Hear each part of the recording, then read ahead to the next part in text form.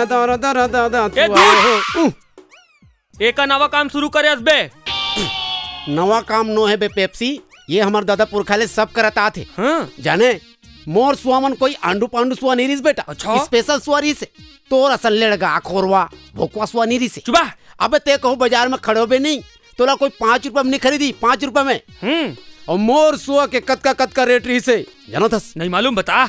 बताओ। ये देख ये सुआ एकर 5,000 रुपया। 5,000 रुपया? तो का खास बात रही सोमा बे?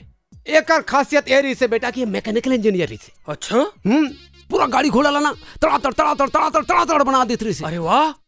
और ये वाले हाँ? एकर 10,000 रुपया। 10,000 रुपया? हाँ। वो का करत रहीस? ये हा कंप्यूटर इंजीनियर रही से। अच्छा? पूरा कंप्यूटर मन लेना एक जगह मड़ा है और तर बना देती रही से। अरे वाह। और वो तीसरा हाँ? एकर 20,000 रुपया। 20,000 रुपया? तो एकर का खासियत रहीस बे? एकर खासियत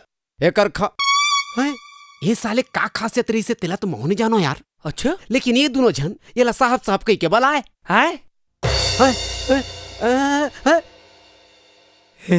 समझे घर के कचरा साफ करे जाते रहे, ये कचरा साफ हो गए है